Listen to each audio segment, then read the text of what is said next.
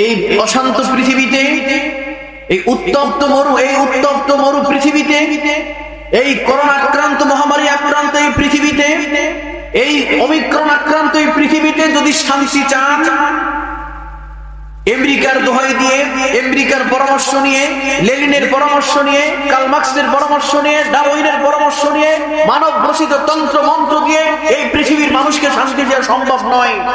একমাত্র শান্তি দেওয়ার জন্য এসেছে মুহাম্মদুর রাসূলুল্লাহ, একমাত্র কোরআন এসেছে আমাদের মানুষকে শান্তি দেওয়ার জন্য। আর সবগুলোই অশান্তি দিয়েছে, শান্তি দিতে পারে নাই। বিশ্ব ব্যাংক, বিশ্ব খাদ্য সংস্থা, তাদের স্লোগান ছিল পৃথিবীর জন্য কোনো মানুষ না খেয়ে মরে যায়। আজ আফগানিস্তানের দিকে তাকান, আজকে ইরানের দিকে তাকান, আজকে ইরাকের দিকে তাকান, আজকে আমেরিকার সেই জালেমেরা প্রত্যেক মুসলিম রাষ্ট্রে মুসলমানদেরকে অশান্তিতে রেখেছে। প্রত্যেক পৃথিবীর আনাচে কানাচে এই দাদা বাবুরা মুরব্বী সেজে প্রত্যেক দেশে আগুন লাগিয়ে দিয়েছে। এই মার্কিন, আমেরিকা, জার্মান, ফ্রান্স, ইহুদি রাষ্ট্রগুলো। সুতরাং কারো প্রেসক্রিপশন নিয়ে শান্তি সম্ভব নয়। শান্তির জন্য এসেছে কোরআন নামক প্রেসক্রিপশন। এটা দিয়ে যদি একজন মানুষকে অপারেশন করা হয়, তাহলে একজন মানুষ সুষ্ঠুভাবে 70-80 বছর জিন্দেগি যাপন করে জান্নাতের মেহমান হতে পারে। রাসূল করিম সাল্লাল্লাহু আলাইহি ওয়াসাল্লাম ঠিক এই কাজই করেছিলেন। সমাজের নিগৃহীত মানুষগুলোকে, সমাজের অবাঞ্ছিত মানুষগুলোকে, সমাজের অত্যাচারিত মানুষগুলোর সামনে তিনি কোরআন নিয়ে দাঁড়িয়ে গিয়েছিলেন এবং তিনি এমন একটি সমাজ উপহার দিয়েছিলেন যেটাকে বলা হয় সোনালী যুগ। আল্লাহু আকবার বলবেন না? সোনালী যুগ যদি ফিরে যেতে চাই, শান্তিময় যদি একটি সমাজ চাই, তাহলে এই 3 দিন তাফসীর মাহফিল আপনাদের জন্য যথেষ্ট নয়। আপনাদেরকে ফিরে আসতে হবে কোরআনের দিকে, আল্লাহর বিধানের দিকে। আল্লাহর বিধানের বাইরে কোনো শান্তির পথ নাই। প্রিয় ভাইরা আমার, রাসূল করিম সাল্লাল্লাহু আলাইহি ওয়াসাল্লাম 8ম হিজরির 20 রমজান তিনি মক্কাতে যেদিন এসেছিলেন, ফাতে মক্কা বিজয়ের দিন, ওই দিন তার সাথে কত হাজার সৈন্য? 10,000। কিন্তু যেদিন তিনি মক্কার থেকে রাতের আধারে পালিয়ে গিয়েছিলেন, তখন তার সাথে ছিল মাত্র একজন সঙ্গী সাথী, নাম হচ্ছে আবু বকর রাদিয়াল্লাহু আনহু। পালিয়ে যাওয়া লাগছে কেন? কত নির্যাতন হলে সে বাড়ি ঘর ছেড়ে রাত্রে পালিয়ে যায়? কারণ গ্রামের লোকজন, দেশবাসী, চাচা চাচি সবাই জানতো আল্লাহ হলো 360 জন। কিন্তু রাসূল সাল্লাল্লাহু আলাইহি ওয়াসাল্লাম বলছেন আল্লাহ হচ্ছে একজন। মূলত দ্বন্দ্ব হলো আল্লাহকে নিয়ে, তাওহীদ নিয়ে। কি নিয়ে? কথা বলেন না কেন? সামনে বসলে কথা বলতে হবে। এক আল্লাহকে নিয়ে গন্ডগোল। তারা 360টা মূর্তির পূজা করত, দেবদেবীর পূজা করত, খাম্বার পূজা করত, সিমেন্ট দিয়ে বানানো মূর্তির পূজা করত, মূর্তির গড়ায় ফুল চড়াতো। কিন্তু রাসূল সাল্লাল্লাহু আলাইহি ওয়াসাল্লাম যখন এক আল্লাহর দাওয়াত দিয়েছেন, তখন তারা বলতে লাগলো যে আজআলা আলিহাতা ইলাহান ওয়াহিদা ইন্না হাদা লাশাইউন উজাব। যে মুহাম্মদ, এটা কেমন কথা?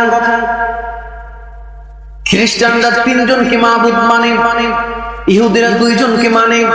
তুমি 2 জনকে মানতা কিংবা 3 জনকে মানতা, তুমি 360টা খোদাকে, খোদা নামের বেহুদাকে তুমি একজন করে দিলা। ইন্না হাযা লাশাইউন উজাব, এটা কি মেনে নেওয়া যায়? মুহাম্মদ আমাদের দেবদেবীকে, আমাদের মূর্তিকে, আমাদের স্ট্যাচুকে অস্বীকার করছে। তাহলে কি করো? সূরা আনফাল আয়াত নম্বর 30। শুনতেছেন আপনারা? আল্লাহ রাব্বুল আলামিন বলেন, وَإِذْ يَمْكُرُ بِكَ الَّذِينَ كَفَرُوا لِيُثْبِتُوكَ أَوْ يَقْتُلُوكَ أَوْ يُخْرِجُوكَ وَيَمْكُرُونَ وَيَمْكَرُ اللَّهُ وَاللَّهُ خَيْرُ الْمَاكِرِينَ।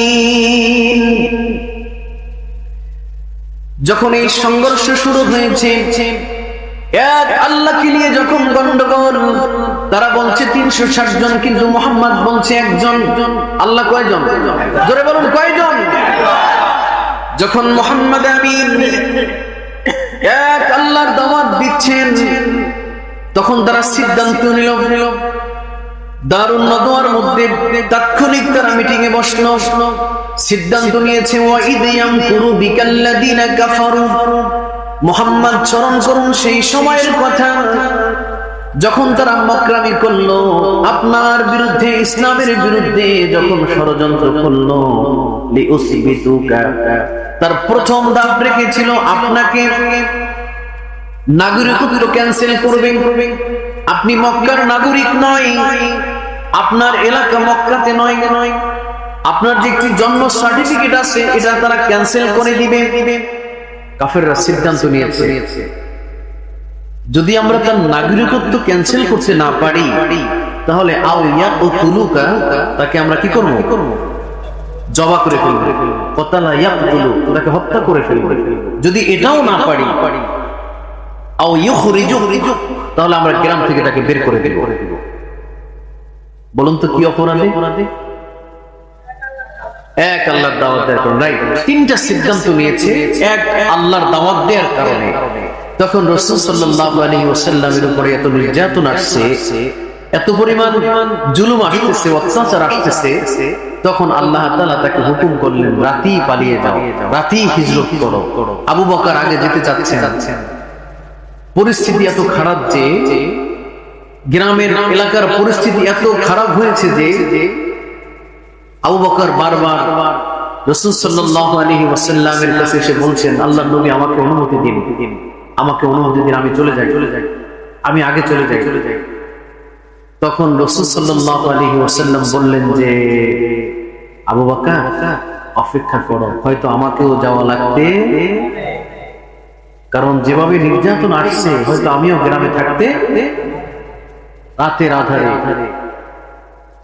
যেদিন এই কথা বলছেন আবু বকরকে, ওই দিন আবু বকর দুইটা উটকে তিনি লালন পালন করছেন বিশেষভাবে, কারণ উটের পিঠে রাত্রে পালিয়ে যাবেন।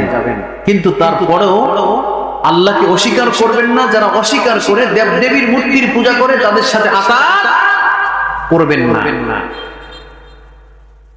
আবু বকর ওমর পালিয়ে গেলেন।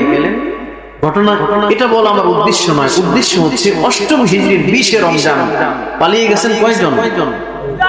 কিন্তু যেদিন ফিরছেন ওই দিন 10,000। আল্লাহু আকবার বলবেন না? আজকে থেকে 20 বছর আগে আফগানিস্তানে নবী রাসূলের স্মৃতি বিজড়িত এলাকা আফগান সন্ত্রাসবাদের ধুয়া তুলে যারা দখল করেছিল, স্বর্ণের লোভে, তেলের লোভে, হীরকখণ্ডের লোভে, ইউরেনিয়ামের লোভে যারা আফগানকে দখল করেছিল মার্কিন সৈন্যরা, এই বিশ্ব মরণরা, বিশ্ব চোরেরা যেদিন আফগানকে দখল করেছিল মুসলমানদেরকে সন্ত্রাসের ধোঁয়া তুলে, 20 বছরের মাথায় যাদেরকে হাতে ডান্ডা বেরি পড়িয়ে রাস্তার রাজপথ দিয়ে যাদেরকে টেনে হিঁচড়ে জেলখানায় নিয়েছে, আল্লাহ তাআলা 20 বছরের মাথায় ওই সমস্ত মানুষের হাতেই আফগানের ক্ষমতা তুলে দিয়েছে। ওই আল্লাহ এখনো। রাসূল সাল্লাল্লাহু আলাইহি ওয়াসাল্লাম ঠিক 8টি বছর পরে যখন ফিরলেন, 10,000 সৈন্য বাহিনী নিয়ে তিনি আসছেন। আসার পরে তাকে যারা নির্যাতন করেছে, অত্যাচার করেছে, মারছে, বাড়ি বাগানগুলো দখল করেছে, যারা গ্রামে থাকতে দেয়নি, ওই সমস্ত মানুষগুলো থরথর করে কাঁপছে। কারণ আজকে মুহাম্মদ শক্তি সঞ্চয় করেছে, 10,000 সৈন্য, আজকে আমাদের আর রেহাই নাই। আল্লাহর নবী বিশ্ব নবী মুহাম্মদুর রাসূলুল্লাহ 8ম হিজরির 20 রমজান 10,000 সৈন্য নিয়ে যখন মক্কাতে প্রবেশ করলেন, মক্কার লোকেরা, কাফের বেদিনরা যারা তাকে মেরেছে, অত্যাচার করেছে, নির্যাতন করেছে, তারা থরথর করে কাঁপছে। আজ আমাদের উপায় নাই, আজ আমাদেরকে কসু কাটা করবে, কারণ মুহাম্মাদের হাতে ক্ষমতা, মুহাম্মদ কাউকে রেহাই দিবে না। কিন্তু আল্লাহর নবী মানবতার নবী, মানবতার উৎকৃষ্ট উদাহরণ। তিনি বাইতুল্লাহর সামনে দাঁড়ালেন, কাবাগরের দরজার সামনে দাঁড়িয়ে একটি খুতবা দিলেন, একটি ভাষণ দিলেন। ভাষণে তিনি বললেন, লা তাসরিবা আলাইকুমুল ইয়াউম, ও কাফেরেরা, যারা আমাকে কষ্ট দিয়েছো, যারা আমাকে গ্রামে থাকতে দাওনি, যারা আমাকে রক্তাক্ত করেছো, যারা আমার খাব্বাবকে হত্যা করেছো, খুবাইবকে হত্যা করেছো, আরাদকে মেরেছো, বেলালকে মেরে রক্তাক্ত করেছো, সুমাইয়াকে শহীদ করেছো, লা তাসরিবা আলাইকুমুল ইয়াউম, আজকের এই দিনে তোমাদের কোনো দুঃখ নেই, কোনো কষ্ট নেই। আমি মুহাম্মদ তোমাদের সকলকে ক্ষমা করে দিলাম। ইযহাবু ফানতুমুত তুলাকা, তোমরা যে যার মতো করে বাড়ি চলে যাও, আমি মুহাম্মদ তোমাদের সকলকে ক্ষমা করে দিলাম।